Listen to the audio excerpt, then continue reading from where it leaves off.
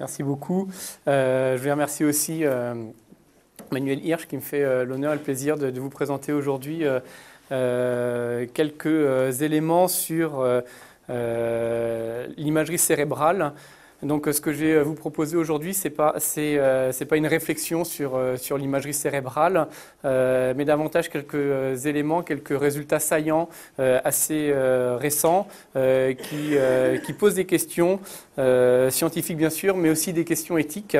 Et donc, c'est davantage de la matière à penser que j'ai essayé de vous proposer dans cette présentation. Donc, comme disait Simon, je suis enseignant-chercheur à la fois en psychologie et en neurosciences. Vous verrez que c'est une des particularités de ce domaine, l'imagerie cérébrale, d'être à l'intersection de différentes disciplines. On verra que ça pose des questions particulières. Et je travaille à la fois à l'hôpital Sainte-Anne, donc dans le domaine de la pathologie psychiatrique, également à la Sorbonne, dans un laboratoire qui s'intéresse au développement, à l'apprentissage chez l'enfant sain. Donc, on voit là donc, deux aspects particuliers, des applications de l'imagerie à la psychiatrie et à la médecine pour étudier la pathologie et chez le sujet sain, chez l'enfant, pour étudier l'apprentissage dans le domaine de la neuroéducation. Enfin, on va voir ça en détail par la suite. Alors, donc vous avez vu le titre, c'était moi la question que je me suis posée en préparant cette présentation, c'était comment essayer de regrouper toutes les questions qu'il peut y avoir autour de l'imagerie cérébrale. Et en fait, on dit communément que les images disent plus qu'un long discours. Et la question que je me suis posée, c'est savoir, d'accord, les images disent plus qu'un long discours, mais qu'est-ce que disent vraiment les images du cerveau et surtout qu'est-ce qu'elles ne disent pas. Et je pense que c'est vraiment cette dialectique-là qui est important, aussi bien au niveau scientifique qu'au niveau éthique. Alors, avant de s'intéresser à ce que disent les images, ce qu'on peut déjà admettre, c'est que les images parlent bien, elles parlent très bien. Il suffit de voir l'intérêt qu'il y a pour les images du cerveau dans la presse, aussi bien la presse scientifique que dans la presse grand public. On peut expliquer cet intérêt pour les images du cerveau par les résultats d'une étude qui a été publiée en 2008 dans Cognition, une étude qui a été reprise par la suite par Science, a été largement discutée. C'est une étude qui s'intéresse au poids, à l'importance que le lecteur peut donner aux images du cerveau, sur la crédibilité qu'apportent les images du cerveau dans les articles scientifiques. Alors, le protocole, le design de l'étude était assez simple. On donnait à des sujets qui n'étaient pas spécialistes du domaine un article scientifique qui était volontairement faux d'un point de vue scientifique. C'était un article qui indiquait que plus les sujets regardent la télévision, meilleurs ils sont en mathématiques, en arithmétique plus précisément. Et donc on proposait trois manières pour présenter les résultats. Soit une présentation classique dans du texte, on rapportait les résultats quantifiés, soit présenté avec des histogrammes, comme vous pouvez voir sur le schéma, soit avec un support d'image cérébrale. Et ce qu'a montré cette étude, c'est que aussi bien quand on présente les résultats de manière standard, juste avec du texte, avec des chiffres, soit avec des barres, hein, donc des barres comme ça, on a une évaluation de scientificité qui est beaucoup moins importante que lorsqu'on présente ces mêmes résultats sur des images de cerveau. Donc vous voyez des images de cerveau qui présentent une augmentation de la validité pour les lecteurs. Alors, on retrouve ça au niveau du titre et surtout au niveau de la conclusion. Et donc, c'est peut-être un des éléments qui montre que ces images du cerveau, elles parlent bien, et c'est pour ça qu'elles sont aussi présentes. Peut-être une des raisons pour lesquelles il y a tant de fantasmes, justifiés ou non, sur leur utilisation. Alors, l'un des arguments utilisés par les auteurs pour justifier pourquoi ces images de cerveau parlent aussi bien, c'est parce qu'elles permettent une approche réductionniste du cerveau qui est très complexe. Là, vous voyez, on a juste 2 ou 3 points qui apparaissent et c'est beaucoup plus simple que de décrire en détail, en finesse, les mécanismes cognitifs associés. Un autre élément qui peut justifier cet intérêt, cette fascination pour l'imagerie cérébrale, c'est qu'elle permet de voir ce qu'on normalement on ne voit pas parce que c'est caché derrière la boîte crânienne. C'est pour reprendre l'expression de Denis Lebihan, qui est directeur de Neurospin, qui est le centre d'imagerie à Auchan, qui est pas très loin d'ici, qui est sur le plateau de Saclay. C'est la terminologie de cerveau de cristal. Alors cerveau de cristal parce qu'on peut voir au travers du crâne, on peut voir dans le cerveau, on peut voir cet organe in vivo. On n'a pas besoin d'attendre... d'ouvrir le crâne pour voir le cerveau, on le voit in vivo. Et c'est également un cerveau de cristal parce que l'imagerie cérébrale permet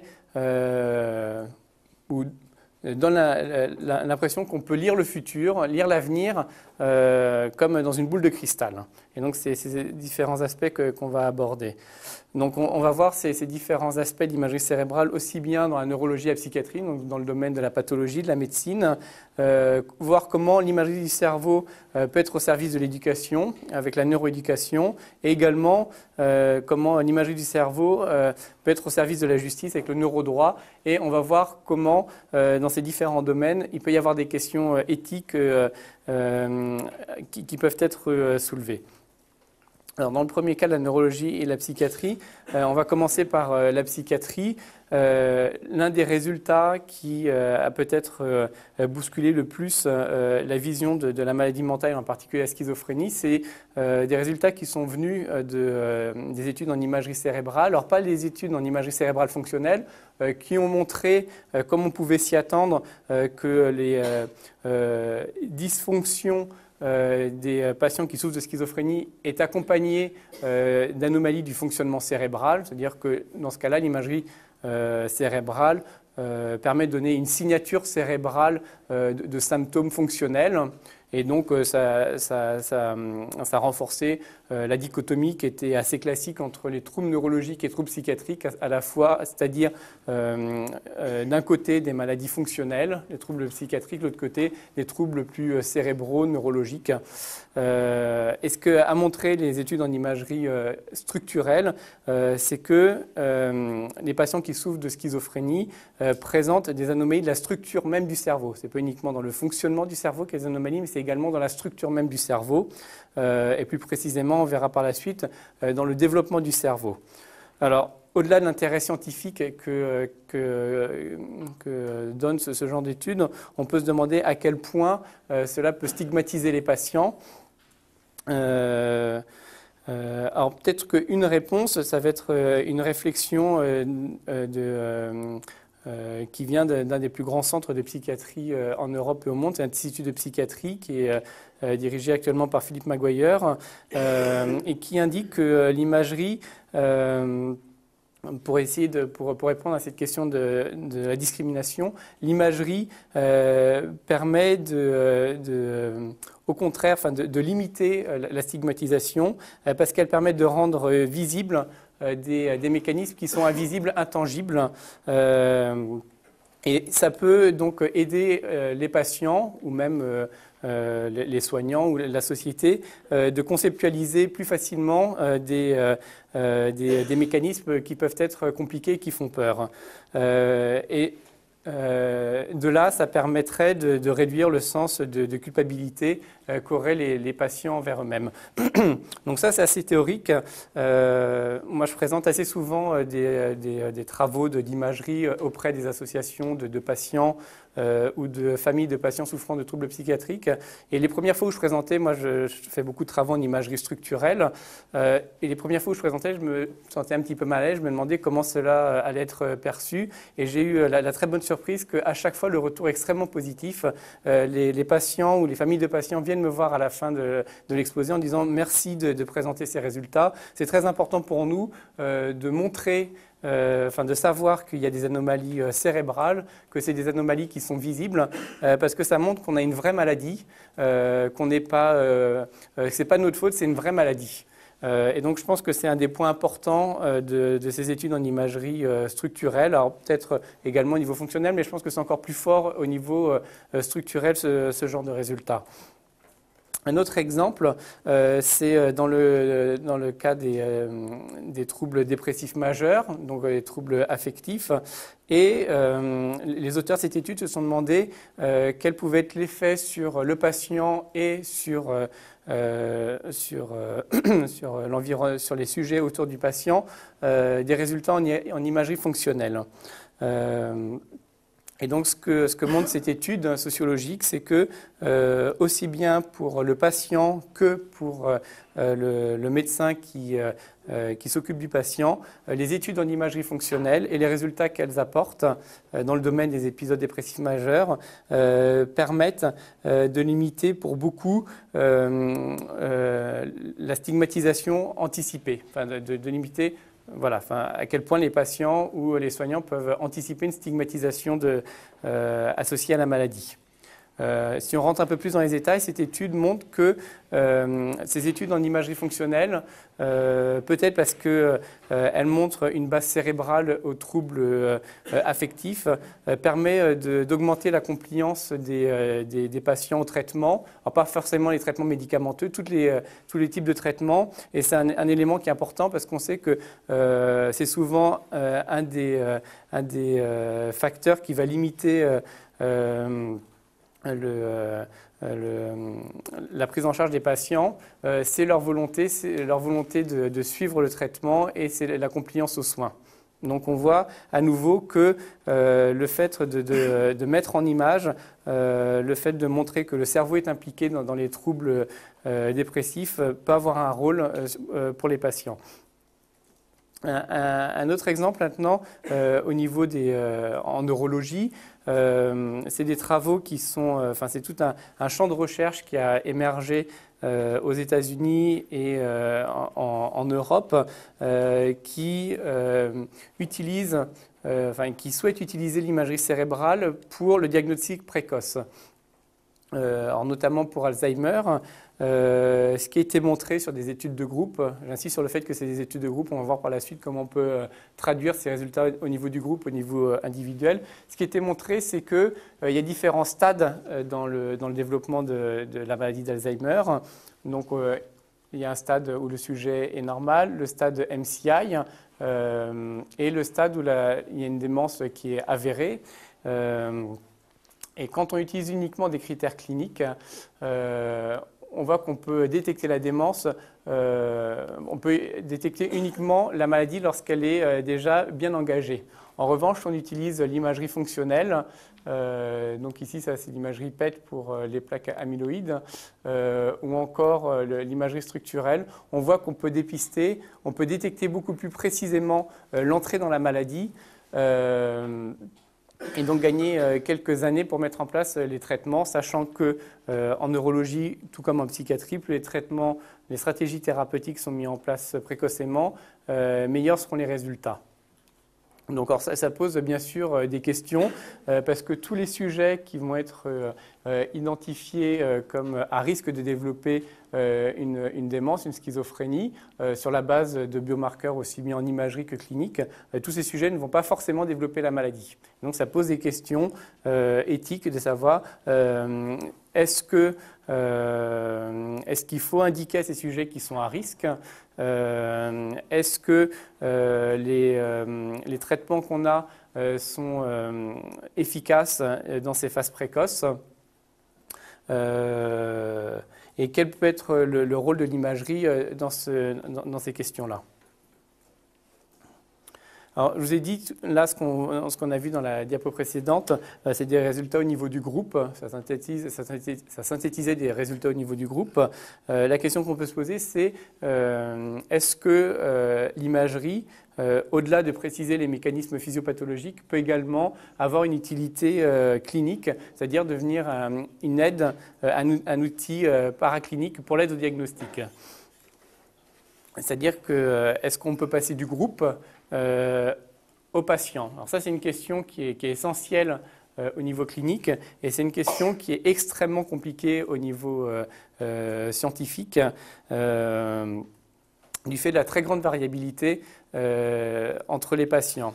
Alors là, je vous présente une étude qui a été publiée très récemment, qui est la plus grosse étude dans le domaine, c'est-à-dire c'est une étude qui a impliqué plusieurs centaines de sujets, des patients, avec les meilleures équipes au monde, en utilisant les méthodes les plus sophistiquées d'analyse d'images.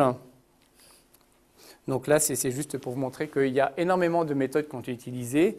Et la question était de savoir, est-ce que l'IRM anatomique de ces patients MCI, donc des patients qui sont à risque de développer une maladie d'Alzheimer, est-ce que l'IRM anatomique permet d'indiquer ceux qui vont développer par la suite une maladie d'Alzheimer? Et bien la réponse est non. La réponse est non. Alors, l'IRM permet de distinguer les sujets sains des sujets qui ont développé une maladie d'Alzheimer. Mais quand on s'intéresse à la question qui est vraiment centrale au niveau scientifique et au niveau clinique, et savoir est-ce que parmi les sujets qui sont MCI, c'est-à-dire sujets qui sont à risque de développer une démence, est-ce que l'IRM permet de dire ce patient-là va développer une maladie d'Alzheimer et celui-ci ne va pas en développer une. Et donc, sur celui qui va développer une maladie d'Alzheimer, il faut qu'on mette en place un protocole, une prise en charge particulière. Et bien, l'imagerie seule ne permet pas. Donc, on voit les statistiques ne montrent pas de différence entre la classification apportée par l'imagerie et une classification au hasard. Alors, la question qu'on peut se poser, c'est est-ce que c'est la limite des méthodes actuelles ou est-ce que l'information de l'IRM cérébrale n'est pas suffisamment pertinente? Je ne sais pas, on verra dans les années à venir. En tout cas, c'est quelque chose qui est important de savoir parce que on va voir par la suite, il y a beaucoup de craintes, de fantasmes autour de l'IRM qui permettraient de lire dans les pensées des gens, qui permettraient de voir des pensées à l'insu du sujet. Ce qu'on peut voir ici, c'est que dans le cas de données qui sont quand même, de situations qui sont quand même assez contrastées, entre une personne qui a risque de développer une maladie et une personne qui ne va pas développer la maladie, dans ce cas-là assez concret, les méthodes actuelles ne parviennent pas à faire des analyses au niveau individuel. Un autre exemple, c'est dans la schizophrénie, où il y a également eu ce changement de paradigme où on est passé de la volonté, du traitement à la prévention, à la prise en charge précoce. Donc, je ne vais pas rentrer dans les détails, si ce n'est que jusqu'à présent, sur la base uniquement des données cliniques, d'évaluation clinique, on peut identifier des sujets qui sont en demande de soins et qui vont, dans l'année qui vient, développer une maladie schizophrénique.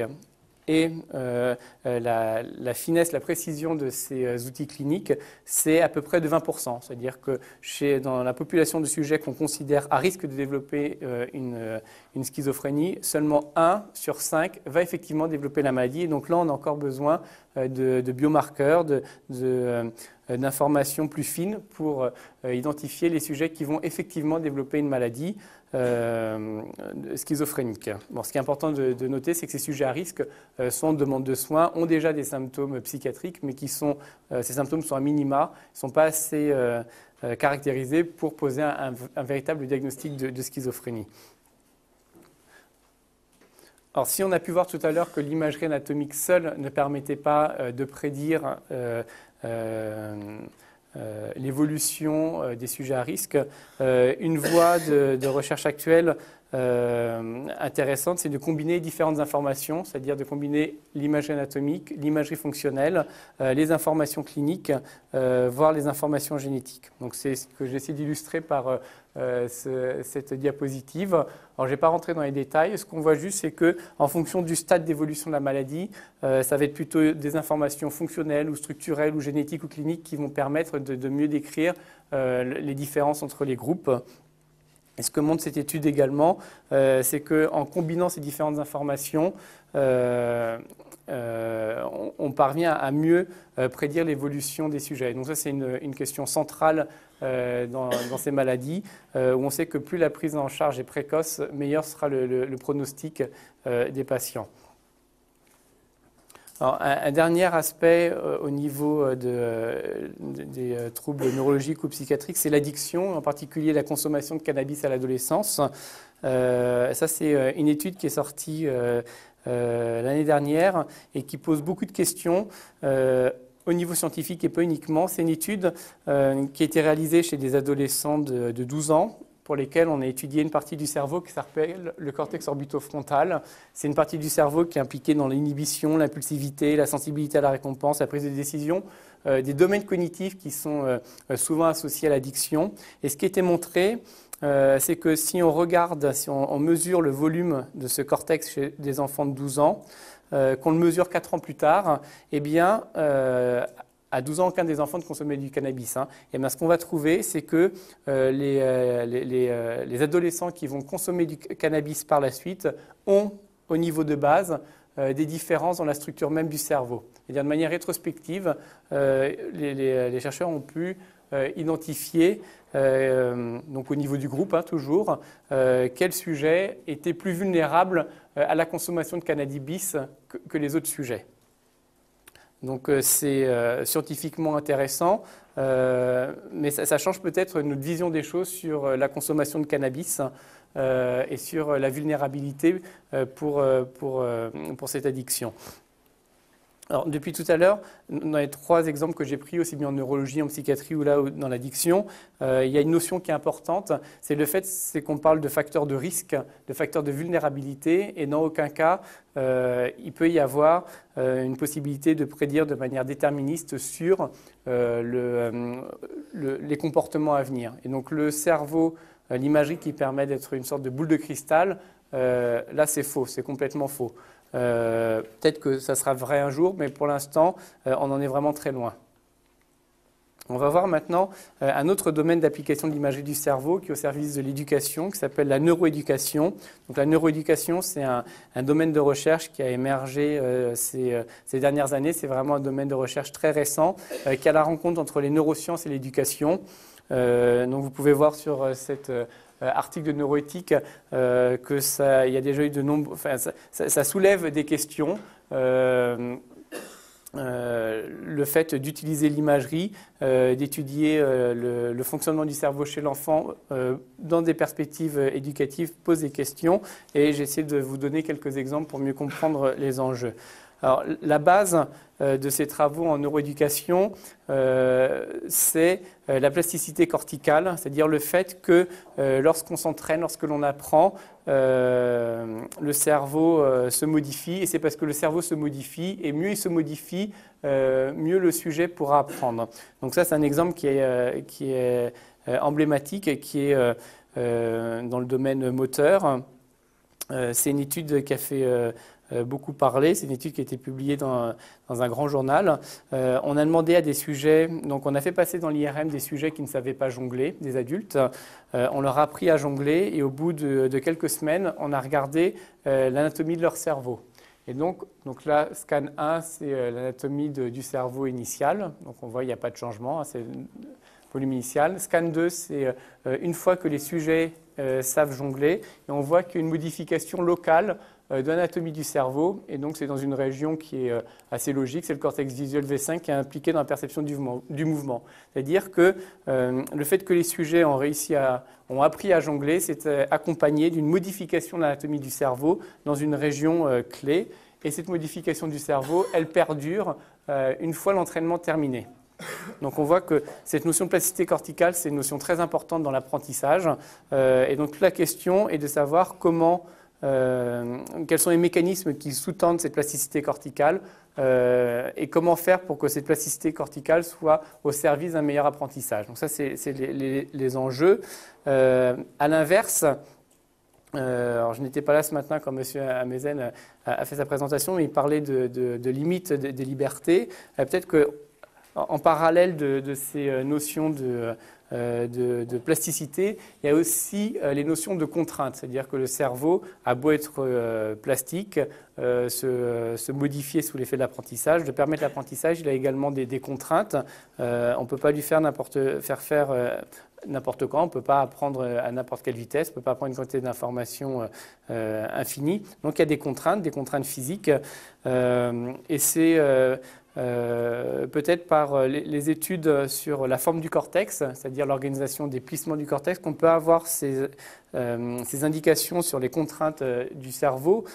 Pourquoi ? Parce que la forme du cerveau donc l'organisation de ces vallées, de ces montagnes du cerveau. En fait, ça se met en place très précocement durant le développement du cerveau, durant la période fœtale. Et une fois que la forme du cerveau est établie, elle va rester, elle va pas se modifier pendant le développement. C'est-à-dire qu'à 5 ans, à 10 ans, à 15 ans, à 30 ans, 40 ans, on aura toujours la même forme de cerveau. Et donc, ça veut dire qu'on pourra voir dans le cerveau adulte des informations sur le développement cérébral précoce.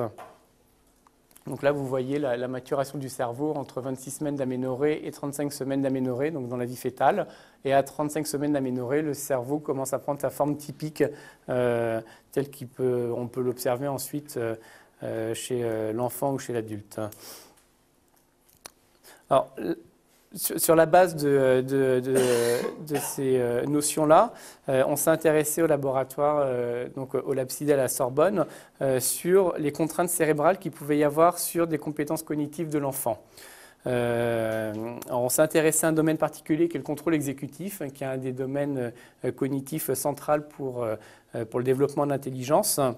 Alors, des travaux précédents, notamment l'équipe de Diamond aux États-Unis, avaient montré qu'il y a de nombreux paramètres qui influencent ces compétences cognitives dans le domaine donc, du contrôle cognitif.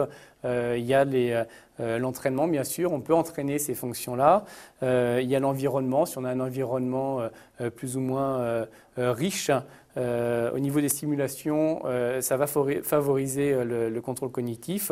Et il y a également des facteurs génétiques, certains polymorphismes, par exemple du gène COMT, le polymorphisme MET est associé en moyenne à un meilleur contrôle cognitif. Donc il y avait quelques informations, quelques éléments déjà sur les facteurs qui pouvaient influencer le contrôle cognitif.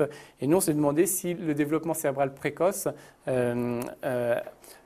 pouvait contraindre et dans quelle mesure ce contrôle cognitif. Donc pour faire ça, on a utilisé une tâche très standard, qui est une adaptation d'une tâche standard, qui est la tâche de Stroop. Normalement, c'est des tâches, vous avez peut-être vu, on demande de lire des chiffres, des noms de couleurs, par exemple rouge ou vert ou bleu, qui sont dans une encre qui est soit congruente, par exemple vert est écrit en vert ou vert est écrit en bleu, et on demande au sujet de donner la couleur de l'encre. Donc ça, c'est une adaptation pour l'enfant qui ne sait pas lire. Donc plutôt que de lui demander des noms de couleurs, on va lui demander quel est le nom de l'animal. Est-ce que tu peux me donner le nom du corps de l'animal? Donc vous voyez, il y a des cas où c'est simple, on a une tête de canard sur un corps de canard, et des cas qui sont plus compliqués parce qu'il y a un conflit, on a une tête de cochon sur un corps de canard. Et les enfants, assez naturellement, identifient le corps, l'animal sur la tête, un petit peu comme parce qu'ils ont un intérêt particulier pour la tête, pour le visage, et donc ils doivent là inhiber, avoir un contrôle cognitif dans cette situation-là par rapport à cette situation-là.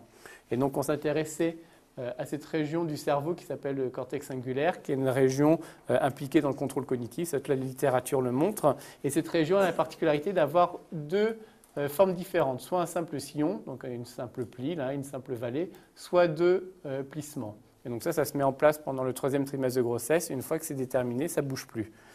Et ce qu'on a trouvé, c'est que les enfants, donc c'est que des enfants de 5 ans, donc avant de rentrer à l'école primaire, chez les enfants qui ont un motif asymétrique, c'est-à-dire un motif différent dans l'hémisphère gauche et l'hémisphère droite, par exemple un simple singulaire à gauche et un double à droite ou vice-versa. Donc ces enfants-là ont un score d'interférence plus faible, c'est-à-dire un meilleur contrôle cognitif que les enfants qui ont un motif parallèle, c'est-à-dire le même à gauche ou à droite. Donc ça veut dire que en fonction du développement cérébral précoce, les enfants de 5 ans vont avoir un contrôle cognitif qui est différent. Alors, je ne sais pas si c'est un résultat qui vous choque ou pas. Quand on a fait cette étude au laboratoire, moi, ça faisait 10 ans que je faisais de la recherche en psychiatrie. Je ne vous ai pas présenté, mais on a des résultats assez similaires en psychiatrie, où on voit que les symptômes, par exemple les hallucinations dans la schizophrénie, le type d'hallucination que les patients peuvent avoir, savoir s'ils entendent des voix dans leur tête ou à l'extérieur de leur tête, par exemple, dépend de contraintes du développement cérébral précoce. Ça n'a jamais posé de questions particulières. En revanche, quand on a commencé cette étude à la Sorbonne, ça a soulevé énormément de débats, extrêmement animés, pour savoir est-ce que, une des questions centrales, c'était est-ce qu'on a le droit de poser cette question? Est-ce qu'on a le droit de s'intéresser aux contraintes précoces? Est-ce qu'on a le droit de s'intéresser aux contraintes sur les compétences cognitives de l'enfant? Alors, ce qui est assez drôle, c'est que quand on présente ces résultats aux instituteurs avec qui on travaille, ça ne les choque pas du tout parce que s'intéresser aux variabilités, c'est le travail des instituteurs. Les instituteurs s'intéressent aux variabilités entre les enfants, ils doivent prendre en compte cette variabilité. Et ce genre de travaux, ça dit quoi? Ça dit qu'il y a des différences entre les enfants et qu'il y a peut-être des stratégies qui vont être plus adaptées pour certains enfants que d'autres. Et donc, on peut imaginer que pour les enfants qui ont par exemple ces motifs symétriques, qui ont un moins bon contrôle cognitif à 5 ans, mais il faudra peut-être stimuler davantage le contrôle cognitif que les enfants qui ont déjà un bon contrôle cognitif. Ça ne va pas plus loin que ça, c'est des enfants normaux, c'est une variabilité normale, mais ça étudie juste cette variabilité. En même temps, on a vu, là c'était assez schématique ma présentation, d'un côté on a la neuroplasticité, le cerveau bouge, apprend, s'adapte à l'environnement, de l'autre côté on a des contraintes précoces. En fait, la situation est beaucoup plus compliquée parce qu'il y a une interaction, une dialectique en fait, entre ces deux mécanismes, entre contraintes précoces et neuroplasticité. C'est ce qui est illustré dans cette étude qui est publiée très récemment dans PNAS. Alors là, les auteurs n'ont pas utilisé la tâche avec le Stroop des animaux, mais une tâche plus simple, ça s'appelle la tâche de flanqueur, où on doit dire dans quelle direction est la flèche rouge. Donc on voit qu'il y a toujours une histoire de congruence et d'incongruence. Et ce qu'ont montré les auteurs, c'est qu'ils retrouvaient une corrélation, une relation entre la forme du cortex cingulaire intérieur et les capacités exécutives, le contrôle exécutif ici. Mais cette relation, elle diminuait avec l'âge. Donc cette relation est valable entre 4 et 8 ans, puis après c'est plus significatif. Et donc ça veut dire quoi ça? Ça veut dire qu'effectivement il y a des contraintes précoces, mais avec le développement, avec l'environnement, avec la pédagogie, ces contraintes précoces vont laisser la place à des mécanismes d'apprentissage, de neuroplasticité. Et donc on voit bien là une articulation entre des contraintes précoces et la neuroplasticité. Et donc au final, qu'est-ce qu'il faut penser sur ces questions de contraintes, de neuroplasticité, de liberté? Peut-être qu'il faut se dire que dans le cerveau, il y a une enveloppe des possibles, c'est-à-dire que le cerveau permet par la plasticité une certaine variabilité, mais il y a une enveloppe parce qu'il y a des contraintes, le cerveau ne peut pas faire n'importe quoi. Et donc la liberté peut être à trouver dans cette enveloppe des possibles. Alors pour terminer, un domaine d'application de l'imagerie du cerveau qui est peut-être le plus polémique, qui s'appelle le neurodroit, l'utilisation de l'imagerie cérébrale pour la justice, qui se base sur l'idée que l'IRM permet de lire les pensées, permet de lire dans le cerveau. Donc là, on est vraiment dans le cerveau de cristal. Alors l'idée est assez simple, hein, c'est qu'on fait une IRM, on demande à un sujet de regarder des images, on va voir la réponse du cerveau, l'activation du cerveau lorsque le sujet voit des images, et on va développer un système d'intelligence artificielle qui va apprendre à reconnaître quelle image le sujet a vue en fonction de l'activation du cerveau. Alors c'est très compliqué au niveau technique, je ne vais pas rentrer dans les détails, c'est très compliqué parce qu'il n'y a pas une région dans le cerveau qui va s'allumer quand on va regarder l'image 1 et une autre qui va s'allumer quand on va regarder l'image 2. C'est beaucoup plus compliqué que ça, c'est distribué dans tout le cerveau. Et donc ce qu'on utilise, c'est des méthodes qu'on appelle multivariées, c'est-à-dire qu'on va regarder toutes les régions du cerveau en même temps et on va demander au système d'apprendre à distinguer ces différentes régions. Donc là, c'est un exemple assez simple où on utilise par exemple, on imagine qu'il y a 2 régions qui travaillent de manière complémentaire pour reconnaître les 2 images. C'est faux en pratique, c'est tout le cerveau qui travaille. Et donc, on voit qu'on peut séparer, par exemple, si on a 2 informations, on peut créer une ligne de démarcation et de dire dans ce cas-là, si vous avez ce signal-là, ça veut dire que vous avez vu telle image. Si vous avez ce signal ici, vous avez telle image. Mais des fois, c'est beaucoup plus compliqué, ce n'est pas droit. En pratique, ce n'est jamais droit. Et donc, ça peut être des formes non linéaires. Donc, ça, c'est les méthodes qu'on appelle machine learning. Qui sont utilisées et la justice, en particulier aux États-Unis, commence à utiliser ce genre de méthode pour détecter le mensonge. Alors, ce n'est pas une nouveauté, hein. Utiliser des méthodes technologiques pour détecter le mensonge, ça rappelle un petit peu le film Blade Runner avec la machine de Vogt-Kampff, où à partir de la dilatation pupillaire, on pouvait identifier si un sujet mentait ou pas. Ça ne marche pas la dilatation pupillaire n'a jamais marché pour détecter le mensonge. l'IRM fonctionnel, je ne pense, pour l'instant, à mon avis, ne marche pas, même s'il y a des sites, par exemple, ça c'est NoLi MRI, qui proposent d'utiliser l'imagerie fonctionnelle pour détecter le mensonge. Je pense que la grande limitation de ce genre de méthode, c'est que si le sujet est convaincu qu'il ne ment pas, l'IRM fonctionnel va nous donner juste une trace, une signature cérébrale de ce qu'il dit ou de ses convictions. C'est-à-dire s'il est convaincu qu'il ne ment pas, il y a fort à parier que dans l'IRM, on ne verra pas d'activation des régions qui sont impliquées dans le mensonge. C'est un peu plus compliqué que ça. Il n'y a pas une région impliquée dans le mensonge. Mais enfin, si le sujet est convaincu qu'il ne ment pas, on ne pourra pas voir en IRM, on ne pourra pas voir beaucoup plus que ça. Une autre raison, c'est que les méthodes là, telles qu'elles sont présentées ici, avec des images de cerveau, ça fait scientifique, ça fait rigoureux. Ça rappelle un petit peu ma première diapo. Le problème, c'est que ça, c'est des résultats obtenus au niveau du groupe. Et au niveau individuel, vous avez vu tout à l'heure en ce qui concerne en neurologie, que passer du groupe au sujet, c'est extrêmement compliqué. Et pour l'instant, on n'y est pas. Alors peut-être qu'un jour, on y sera, mais pour l'instant, on n'y est pas. Donc au niveau technique, ce genre d'approche, ce débat, ces fantasmes, ces angoisses, elles n'ont pas lieu d'être parce qu'au niveau scientifique, on n'y est pas. Au niveau technique non plus. Et même au niveau, on va dire, plus fondamental, ce que je vous disais, c'est qu'on peut mentir à l'IRM et on peut même s'entraîner à mentir à l'IRM. C'est-à-dire que ce n'est pas parce que le signal est perçu par l'IRM, c'est un signal mesurable issu d'une technologie, qu'on ne peut pas le modifier. C'est ce qu'on appelle le neurofeedback. Le neurofeedback, c'est un ensemble de procédures qui permet d'apprendre à autoréguler son activité cérébrale. Donc, c'est des méthodes qui sont utilisées, par exemple, pour diminuer la douleur. Dans des douleurs chroniques, on apprend au sujet à diminuer l'activation des régions qui sont impliquées dans la perception de la douleur ou augmenter l'activation des régions qui sont impliquées dans le contrôle de la douleur.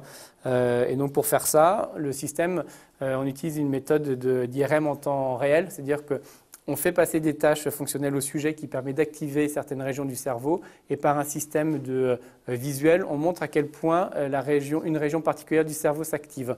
Et on apprend au sujet, il y a différentes méthodes pour faire ça, on apprend au sujet à contrôler par lui-même l'activation cérébrale de ces régions. Donc on peut tout à fait imaginer qu'on puisse faire ce même genre de choses pour apprendre à mentir ou pour apprendre à mentir à l'IRM ou pour apprendre à baisser le signal dans les régions qui sont utilisées pour développer ce détecteur de mensonges.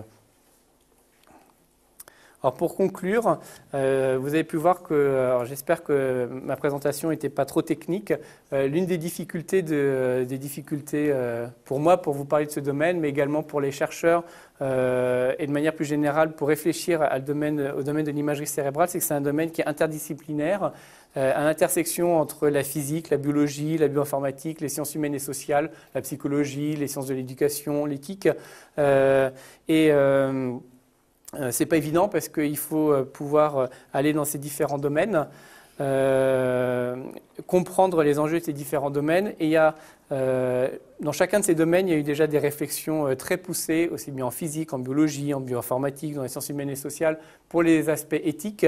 En revanche, les questions éthiques qui sont issues de ces intersections, c'est des questions beaucoup plus récentes et peut-être beaucoup plus complexes parce qu'elles s'appuient sur différents domaines qu'il faut maîtriser. Et donc, ça demande également des efforts de communication entre les différents domaines impliqués pour que chacun comprenne vraiment les enjeux, les possibilités, les limites. Voilà, je vous remercie.